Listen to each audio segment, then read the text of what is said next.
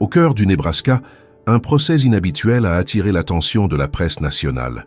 En ce 18 juin 2019, le tribunal du comté de Saline était bondé. Journalistes, curieux et membres de la famille de la victime se disputaient chaque siège, conscients qu'il ne s'agissait pas d'une affaire ordinaire. L'homme assis sur le banc des accusés était Aubrey Trail, alors âgé de 52 ans, originaire du Tennessee. Mais il n'était pas seulement considéré comme un criminel de plus. Pour beaucoup, Trail représentait le visage sombre d'un culte macabre qui s'était terminé en tragédie. Ale zanim ujawnimy kolejne szczegóły tej zbrodni, proszę Cię, zasubskrybuj teraz nasz kanał, polub ten film i włącz dzwoneczek, aby nie przegapić następnych prawdziwych spraw kryminalnych, które tutaj przedstawimy. Napisz też w komentarzu, skąd nas oglądasz. Chcemy zobaczyć, jak daleko dotrze ta historia. A teraz przejdźmy do analizy, którą przygotowaliśmy w tej sprawie. Zwróć uwagę. Le silence de la salle n'était interrompu que par le bruit des stylos notant chaque détail. Dehors, des caméras et des reporters attendaient, tandis que des policiers renforçaient la sécurité. L'atmosphère était lourde, presque suffocante, comme si tous savaient qu'ils assistaient à un moment historique pour la justice locale. L'affaire avait déjà suscité une vague d'émotion dans tout le pays. Cela parce que Trail n'était pas seulement accusé de meurtre. Pour les procureurs, il avait orchestré un réseau de manipulation et de violence qui combinait des promesses d'argent faciles, des rituels étranges et le contrôle psychologique de jeunes femmes vulnérables. À ses côtés, sa compagne et complice, Bailey Boswell, attendait également son jugement dans un procès distinct. Ce qui était sur le point d'être révélé dans ce tribunal n'était pas seulement un crime brutal, mais une intrigue de séduction, de peur et de domination. L'accusation promettait d'exposer en détail comment une jeune femme pleine de rêves et de fragilité avait été attirée dans un piège mortel, et comment Trail, qui se présentait comme un être doté de pouvoirs spéciaux, avait utilisé ce masque de mystère pour dissimuler un désir bien plus cruel. Alors que le juge ouvrait la séance, tous les regards se tournèrent vers l'accusé. Que s'était-il exactement passé avec Sidney Loof, la victime principale de cette affaire? Qui était vraiment Aubrey Trail? Et de quelle manière une histoire de rencontre sur Internet se transformerait-elle en l'un des procès les plus marquants de l'histoire récente du Nebraska? Le passé des criminels. Pour comprendre la gravité de l'affaire, il fallait remonter de nombreuses années en arrière, jusqu'à l'enfance d'Aubrey Trail. Né en 1966 dans le Tennessee, il a grandi dans un environnement marqué par la pauvreté et la violence. Encore petit, il fut séparé de ses parents biologiques en raison de mauvais traitements, passant de foyer d'accueil en établissement pour mineurs. Loin de trouver protection, il a connu la négligence et les abus. Ces expériences ont façonné une trajectoire instable marquée par la délinquance juvénile, de petits larcins et, plus tard, des crimes de plus grande gravité. À l'adolescence, il accumulait déjà les démêlés avec la police. Ce qui aurait pu être une chance de repartir à zéro après chaque condamnation est devenu, en réalité, le carburant pour s'enfoncer davantage dans le monde du crime. Des décennies plus tard, Trail n'avait pas changé. Il n'était plus seulement un homme frustré, mais quelqu'un d'obsédé par le contrôle et le plaisir. À la recherche de jeunes femmes vulnérables, il offrait des cadeaux, de l'argent et de fausses promesses de stabilité. Sa vie tournait autour de la manipulation, de la fraude et de l'exploitation. C'est dans ce contexte qu'est entrée en scène Bailey Boswell, de presque 30 ans sa cadette. Sa propre histoire était également marquée par des tragédies. Fille d'un homme assassiné dans un épisode lié au trafic de drogue, elle a grandi au milieu des pertes et de l'instabilité. Malgré un début prometteur, étant une excellente sportive et bénéficiant de bourses d'études, sa vie a radicalement changé après avoir subi une agression sexuelle. Incapable de se remettre du traumatisme, elle a sombré dans la consommation de drogue, les relations abusives et finalement a perdu la garde de sa fille nouveau-née. Quand Bailey a rencontré Aubrey Trail, elle voyait en lui non seulement un bienfaiteur qui promettait un soutien financier, mais aussi quelqu'un qui disait comprendre sa douleur. Cette connexion s'est rapidement transformée en dépendance. La relation entre les deux ne se limitait pas à un échange financier, c'était la base d'une alliance obscure. Ensemble, ils ont créé un récit de pouvoir, de mysticisme et de promesses de transformation. Aubrey se présentait comme une figure aux capacités spéciales. Bailey assumait le rôle de disciple fidèle. De cette union naîtrait la structure d'un culte troublant qui commencerait bientôt à recruter de nouvelles victimes. Pour eux, chaque vie fragilisée était une opportunité d'étendre leur influence. Et en peu de temps, ce partenariat criminel deviendrait le centre de l'une des affaires les plus brutales que le Nebraska ait jamais connues. La secte de l'union entre Aubrey Trail et Bailey Boswell naquit quelque chose de bien plus sombre qu'un simple partenariat amoureux. Le couple a jeté les bases d'un groupe fermé, enveloppé de promesses de pouvoir, de plaisir et de richesse. Ce qui semblait au début être un accord privé entre deux personnes a rapidement pris la forme d'un culte, avec des règles strictes, des symboles et un système de manipulation soigneusement élaboré. Trail se présentait comme une figure supérieure, quelqu'un qui n'était pas limité par les faiblesses humaines. Aux yeux des jeunes femmes qui s'approchaient, il se disait être un vampire âgé de plus de 1000 ans, capable de voir au-delà du monde ordinaire. Ce récit, absurde pour beaucoup, avait un impact énorme sur des personnes fragilisées, en manque de protection ou de reconnaissance. Dans un environnement de vulnérabilité, l'improbable devenait crédible. Bailey, de son côté, assumait le rôle de reine sorcière, une sorte de médiatrice entre le supposé pouvoir surnaturel d'Aubrey et les nouvelles recrues. L'entrée dans le groupe suivait un schéma bien défini. Les jeunes femmes étaient attirées par des conversations sur les réseaux sociaux et les applications de rencontres, des promesses d'affection, de sécurité financière et d'une vie différente étaient utilisées comme appât. Une fois la confiance gagnée, les candidates étaient introduites dans le monde créé par Trail. Il leur était exigé de signer un contrat d'obéissance, dans lequel elles s'engageaient à servir le couple dans tous les aspects, financiers, émotionnels et sexuels. Pour renforcer cette soumission, des règles bizarres étaient imposées. Certaines jeunes femmes étaient obligées de circuler nues dans l'appartement. D'autres voyaient leur téléphone portable inspecté quotidiennement et toutes devaient s'adresser au couple en les appelant « papa » et « maman ». La promesse centrale du culte allait au-delà de la dévotion. Trail convainquait les jeunes femmes qu'elles pourraient atteindre de nouveaux pouvoirs si elles restaient fidèles au groupe. Pour cela, elles devaient participer à des rituels mêlant intimité forcée, violence psychologique et mise en scène à caractère mystique.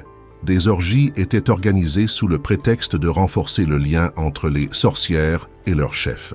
Mais le contrôle ne s'arrêtait pas là. Le couple encourageait des fantasmes de plus en plus sombres, présentant l'idée que la douleur et la souffrance de tiers pouvaient générer un pouvoir spirituel. Inspiré par des lectures déformées, Trail parlait d'extraire la force vitale au moment de la mort d'une victime. Ce discours, initialement accueilli avec hésitation, a fini par éloigner une partie des jeunes femmes. Beaucoup n'ont pas supporté la pression et ont décidé de rompre les liens, même face aux menaces constantes de Trail. Pourtant, pendant des mois, Aubrey et Bailey ont réussi à maintenir autour d'eux un groupe de disciples fidèles. Ces femmes, isolées de leur famille et plongées dans une dépendance psychologique et financière, sont devenues les pièces d'un jeu cruel. Le culte fonctionnait comme un piège invisible, emprisonnant de plus en plus profondément celles qui cherchaient simplement de l'affection ou un avenir meilleur. Cette période fut cruciale. Elle a permis à Trail de tester ses méthodes de contrôle, de perfectionner sa manipulation et d'exploiter au maximum la fragilité des victimes. Pour le monde extérieur, tout semblait n'être qu'un autre cas de jeunes femmes dans des relations destructrices. Mais derrière les portes closes se formait la base d'un système qui ne tarderait pas à déborder en violence réelle. Pendant que les anciennes membres fuyaient et tentèrent de reconstruire leur vie, le couple n'abandonnait pas. Pour Aubrey et Bailey, ce n'était qu'une question de temps avant de trouver une nouvelle victime parfaite. Et c'est exactement à ce moment que le destin d'une jeune femme nommée Sydney Loof croisa tragiquement le leur. Sydney Loof, la victime. Pendant qu'Aubrey Trail et Bailey Boswell étendaient leur réseau de manipulation, une jeune femme à Lincoln, Nebraska, ne cherchait qu'une chose simple, l'amour. Son nom était Sydney Loof, née dans une petite ville appelée Broken Bow, à environ 3 heures de là. Sydney avait 24 ans et travaillait comme employée dans un magasin de matériaux de construction de la chaîne Menard. Elle était décrite par ses collègues et amis comme quelqu'un de dévoué, de gentil et toujours prêt à aider. Elle aimait les animaux, passait des heures à pêcher ou à explorer la nature et avait un lien très étroit avec sa famille. Elle partageait un appartement avec son frère et maintenait un contact fréquent avec ses parents qui suivaient de près ses difficultés et ses réussites. Malgré l'image d'une jeune femme souriante et généreuse, Sydney menait une bataille silencieuse contre la dépression.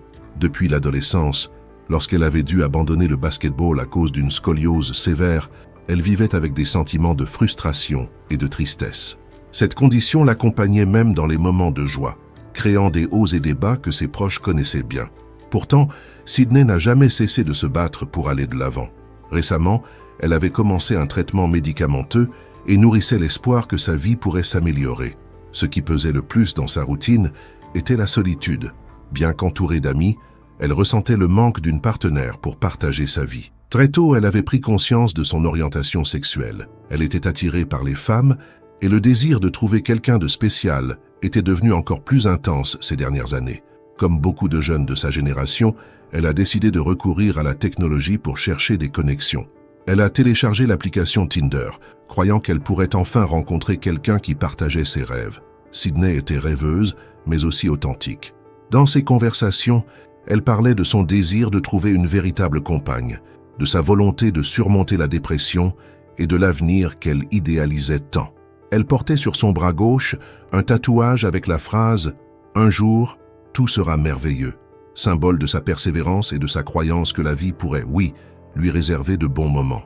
Quand elle a rencontré Bailey Boswell sur l'application, elle a vu dans cette interaction une chance de repartir à zéro. La jeune femme blonde et charismatique semblait compréhensive, montrait de l'intérêt et a rapidement gagné sa confiance. L'alchimie initiale a donné à Sydney le sentiment que quelque chose de spécial se produisait. Pour la première fois depuis longtemps, elle croyait qu'elle ne serait plus seule. Avec enthousiasme, elle a parlé à ses amis proches de sa nouvelle connaissance. Elle a même montré des captures d'écran des conversations, décrivant Bailey comme quelqu'un de charmant. L'éclat dans ses yeux révélait un cœur qui se permettait enfin de croire en un avenir différent. Mais ce que Sydney ne pouvait pas imaginer, c'est que derrière les messages affectueux et les rendez-vous prometteurs se cachait un piège soigneusement orchestré.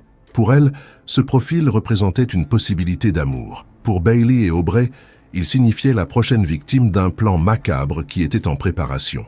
La rencontre fatale. Le contact entre Sydney Loof et Bailey Boswell a évolué rapidement. Les messages échangés sur Tinder se sont transformés en longues conversations pleines d'enthousiasme et la décision de se rencontrer en personne a vite été prise. Pour Sydney, c'était l'opportunité qu'elle attendait, rencontrer quelqu'un avec qui elle pourrait enfin construire une relation. Le 14 novembre 2017, les deux femmes se sont rencontrées pour la première fois. Elles ont passé des heures ensemble, conduisant à travers la ville, discutant et fumant de la marijuana. Sydney s'est sentie à l'aise, comme si elle était face à quelqu'un en qui elle pouvait avoir confiance. En rentrant chez elle, elle n'a pas caché sa joie. Elle a partagé avec sa meilleure amie, Brooklyn, les détails de la rencontre et a même envoyé une capture d'écran du profil de Bailey, commentant à quel point elle la trouvait attirante. Pour la première fois depuis longtemps, elle avait l'espoir de commencer une histoire d'amour. Ce que Sydney ne savait pas, c'est que Bailey n'était pas seule dans cette intrigue. Chaque étape était surveillée par Aubrey Trail, qui attendait patiemment le bon moment pour intervenir. La première rencontre avait servi de test, et Bailey avait assuré à son partenaire que Sydney était la victime parfaite, jeune, confiante et émotionnellement fragile. Le lendemain 15 novembre, Bailey a envoyé un nouveau message invitant Sydney pour une autre sortie. La jeune femme n'a pas hésité. Pendant sa pause au travail, elle a dit à ses amis qu'elle avait un nouveau rendez-vous et semblait excitée. Plus tard, elle a publié une photo sur son compte Snapchat avec la légende « Prête pour mon rendez-vous ». C'était la confirmation qu'elle se sentait enthousiaste et confiante. Le soir, Bailey s'est garée devant la maison de Sydney et l'a attendue dans la voiture. Peu après, les deux sont partis ensemble. Ce serait la dernière fois que quelqu'un verrait Sydney en vie. Le jour suivant, ses collègues de travail ont remarqué son absence. Sydney avait toujours été ponctuelle et responsable, et le manque de contact a immédiatement éveillé les soupçons. Les messages et les appels restaient sans réponse. Sa mère, inquiète, a tenté de l'appeler à plusieurs reprises sans succès. L'inquiétude s'est rapidement transformée en angoisse lorsqu'il est devenu clair qu'elle avait disparu sans laisser de traces. Les premières informations indiquaient le rendez-vous pris sur Tinder. Brooklyn s'est souvenue de la capture d'écran reçue la veille et a réalisé que ce détail pourrait être essentiel pour comprendre ce qui s'était passé. Pendant que la famille prévenait la police, elle a décidé d'agir de son propre chef. Elle a créé un faux profil sur l'application et, après quelques recherches, a réussi à trouver le même profil de Bailey, toujours actif, toujours à la recherche de nouvelles interactions. La situation commençait à prendre des allures de cauchemar. La dernière personne vue avec Sydney gardait le silence, ne se présentant pas à la police, mais continuait d'utiliser l'application comme si de rien n'était. Pour la famille, pour les amis et maintenant aussi pour les enquêteurs, cela ne laissait aucun doute. Bailey en savait plus qu'elle ne le laissait paraître. La rencontre qui devait marquer un nouveau départ pour Sydney s'était transformée en début d'une disparition mystérieuse. Les heures passaient, l'angoisse grandissait et une question devenait inévitable. Qu'était-il arrivé à la jeune femme cette nuit-là? L'enquête.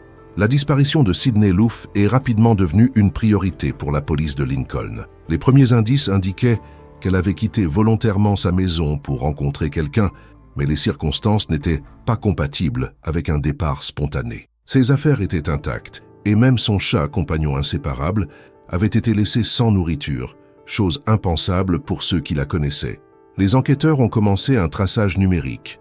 Le dernier enregistrement du téléphone portable de Sydney pointait vers la région de Wilber, à environ 40 minutes de chez elle. Ce détail coïncidait avec les informations recueillies par son amie Brooklyn, qui avait réussi à identifier le profil Tinder de la femme avec qui Sydney avait pris rendez-vous. La prétendue Audrey était en réalité Bailey Boswell. Cette découverte a été immédiatement transmise à la police, donnant à l'enquête un point de départ crucial. Les autorités ont approfondi les antécédents de Bailey et ont rapidement trouvé des liens inquiétants. Son nom était lié à Aubrey Trail, un homme plus âgé avec un casier judiciaire pour fraude et vol. Ils vivaient tous les deux dans un appartement à Wilber, précisément là où le téléphone de Sydney avait émis son dernier signal avant d'être éteint.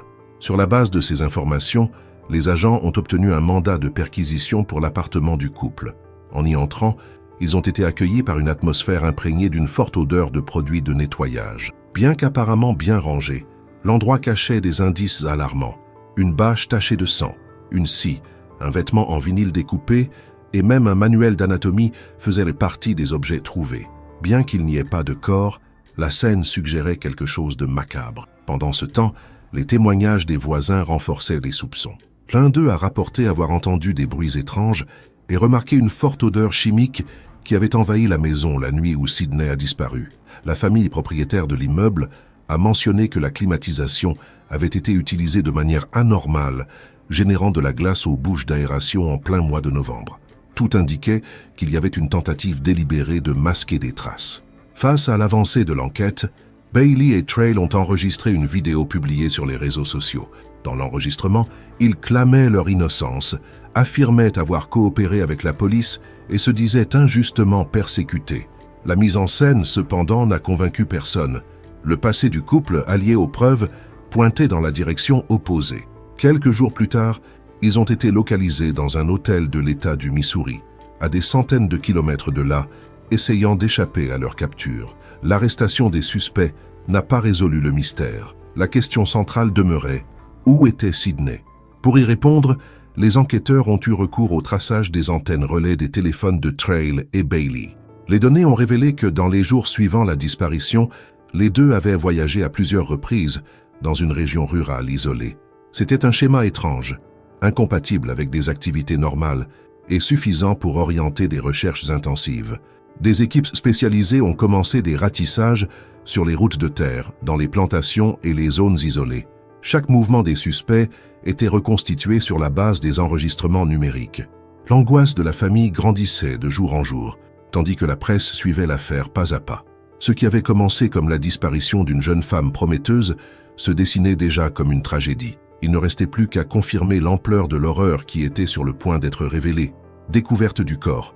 Les recherches dans la région indiquées par les relevés de téléphonie mobile d'Aubrey Trail et Bailey Boswell se sont intensifiées au début du mois de décembre 2017. Des agents de la Nebraska State Patrol, accompagnés d'équipes spécialisées en sauvetage, de chiens renifleurs et d'enquêteurs locaux, ont fouillé chaque parcelle de route de campagne, chaque champ de maïs et chaque zone boisée. Le froid glacial de la fin de l'automne rendait le travail encore plus difficile, mais la conviction que la réponse se trouvait là maintenait tout le monde en alerte. Le 4 décembre 2017, l'un des enquêteurs a repéré quelque chose d'inhabituel au bord d'un chemin de terre, un sac en plastique noir, apparemment jeté. En s'approchant, il a remarqué qu'un bras humain, raide, la peau marquée par la mort, en sortait. Gravé sur la peau, un détail indubitable, le tatouage avec la phrase « Un jour tout sera merveilleux ». Il n'y avait plus de doute. Le corps de Sydney Loof avait été retrouvé. La scène était troublante.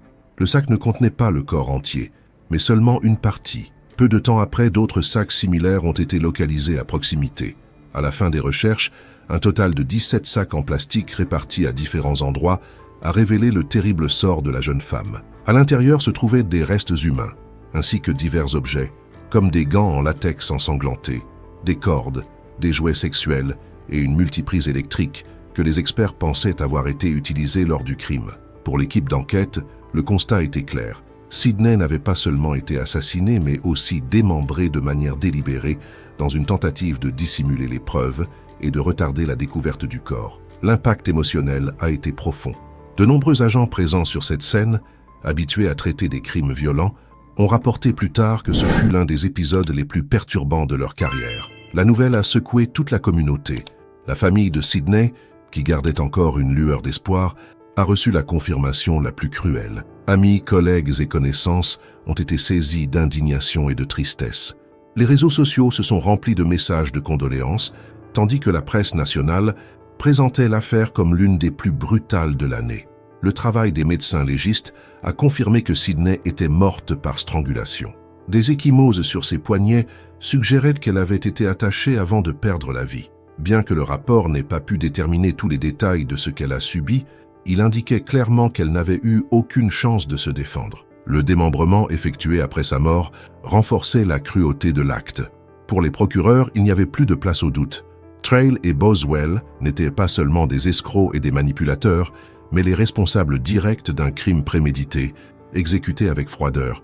Chaque indice, les produits de nettoyage, les sacs poubelles, les voisins qui ont senti des odeurs chimiques, les registres d'achat dans les magasins, s'assemblaient maintenant en une mosaïque macabre.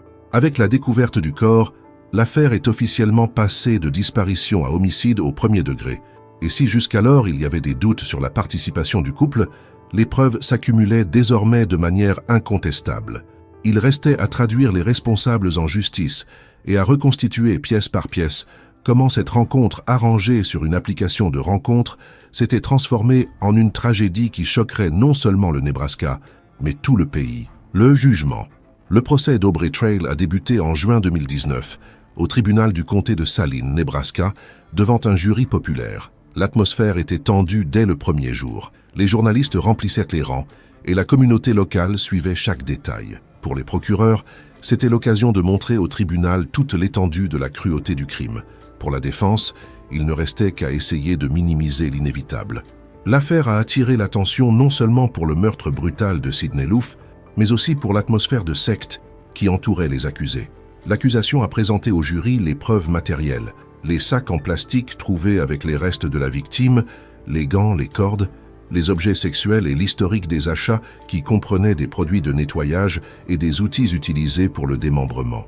Mais ce fut le témoignage d'anciennes membres du groupe dirigé par Trail qui a donné au procès un ton encore plus sombre. L'une après l'autre, de jeunes femmes ont raconté comment elles avaient été manipulées par l'accusé et par Bailey Boswell. Elles ont parlé des contrats de soumission, des promesses d'argent et de pouvoir, des règles bizarres et de l'atmosphère constante de peur. Certaines ont mentionné que Trail parlait ouvertement de la possibilité d'ôter la vie à quelqu'un, dans le cadre de ses fantasmes macabres. Ces témoignages ont clairement montré que la mort de Sidney n'avait pas été un accident, mais faisait partie d'un plan soigneusement élaboré.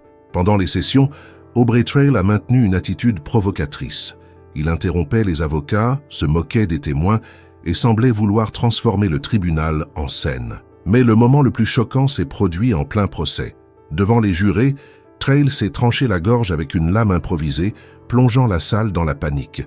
Secouru rapidement, il a survécu et le procès a suivi son cours. Pour beaucoup, cet acte était une tentative désespérée de détourner l'attention des accusations ou de renforcer son image de leader imprévisible. Parallèlement, Bailey Boswell a fait face à un procès séparé. Bien que sa défense ait tenté de la présenter comme une autre victime de la manipulation de Trail, les preuves ont montré qu'elle avait attiré Sidney dans le piège et participé activement au crime. Le jury n'a pas accepté la version selon laquelle Bailey avait agi sous la contrainte. Après des semaines de témoignages, la sentence a été annoncée. Aubrey Trail a été reconnu coupable de meurtre au premier degré et de complot criminel. Le jury a recommandé la peine maximale et le juge a confirmé la peine de mort. Quant à Bailey Boswell, elle est devenue la première femme au Nebraska, depuis des décennies, à recevoir la même sentence de mort par un jury populaire. L'annonce des condamnations a apporté un soulagement à la famille de Sidney, mais n'a pas effacé la douleur de la perte. Pour la société, le procès a exposé la vulnérabilité des jeunes à la recherche d'affection sur les réseaux sociaux et la capacité de manipulation d'individus prêts à exploiter ces fragilités. Lorsque l'audience finale s'est terminée, le tribunal est retourné au silence. Il ne restait que le souvenir d'un procès marqué par des horreurs révélées en détail, un chef qui a tenté de se transformer en spectacle, et surtout le souvenir de la jeune femme dont la vie avait été interrompue de manière brutale. Avec la condamnation d'Aubrey Trail et de Bailey Boswell, la justice semblait avoir donné une réponse ferme à l'un des crimes les plus brutaux de l'histoire récente du Nebraska. Mais pour la famille de Sidney Loof, aucune sentence ne pouvait combler le vide laissé par son absence. La jeune femme, décrite comme affectueuse et rêveuse, est devenue le symbole d'une alerte douloureuse. Même les rencontres les plus ordinaires, comme celles initiées par des applications de rencontres, peuvent cacher des risques mortels lorsqu'elles croisent le chemin de personnes manipulatrices. Après le procès, les parents de Sidney ont cherché à transformer leur douleur en héritage. Ils ont créé des initiatives communautaires en sa mémoire, notamment des bourses d'études et des actions visant à prévenir la violence contre les femmes. Ces hommages reflétaient l'essence de la jeune femme, qui croyait en un avenir meilleur et portait sur son corps le tatouage avec la phrase « Un jour, tout sera merveilleux ». Pour ceux qui l'ont connue, cette phrase en est venue à représenter à la fois l'espoir brisé et l'engagement de garder son souvenir vivant. Pendant ce temps, la figure d'Aubrey Trail continuait de susciter la répulsion. Même après sa condamnation, des rapports ont fait état de ses tentatives d'organiser de nouvelles escroqueries en prison, en exploitant d'autres détenus et en renforçant son image de quelqu'un incapable de s'éloigner de la criminalité. Bailey, pour sa part, est restée incarcérée, constamment rappelée par l'opinion publique comme la complice de l'une des plus grandes tragédies de l'État. Le fait qu'elle ait été la première femme depuis des décennies à recevoir la peine de mort au Nebraska a renforcé le poids historique de l'affaire. La communauté de Broken Bow, ville natale de Sidney, a organisé des veillées et des événements en sa mémoire. Amis et familles se sont réunis pour se souvenir de sa bonté, de sa passion pour la nature et du courage avec lequel elle faisait face à ses propres défis. Ces rassemblements n'étaient pas seulement des moments de deuil, mais aussi de sensibilisation, un appel pour que d'autres jeunes femmes ne se laissent pas piéger par de fausses promesses. Sur le plan juridique, le cas de Sidney a commencé à être cité dans les débats sur la sécurité numérique, la manipulation psychologique et la vulnérabilité dans les relations. Les experts ont souligné comment les personnes émotionnellement fragilisées pouvaient devenir des cibles faciles pour des criminels utilisant des discours séduisants et des stratégies de domination. Malgré la gravité du crime, l'histoire a également montré la force de l'enquête policière. Le travail minutieux des agents, la persévérance de la famille et le soutien d'amis comme Brooklyn ont été fondamentaux pour que la vérité éclate. Chaque piste suivie, chaque détail recueilli a contribué à ce que la mémoire de Sidney ne soit pas effacée par le silence de l'impunité. Aujourd'hui, quand on parle de cette affaire, ce n'est pas seulement l'horreur du meurtre qui résonne, c'est aussi le souvenir d'une jeune femme qui croyait en la possibilité de jours meilleurs et dont l'histoire a inspiré des changements. Le procès et la condamnation des coupables ont clos un cycle de violence, mais en ont ouvert un autre de réflexion. En fin de compte, la tragédie de Sidney Loof demeure un avertissement et en même temps un héritage. Un avertissement que la naïveté peut être exploitée par des esprits cruels, mais aussi un héritage de résilience, d'amour et d'espoir que sa famille et sa communauté s'efforcent de maintenir en vie. Car comme le disait son tatouage, peut-être qu'un jour, malgré tout, tout sera merveilleux.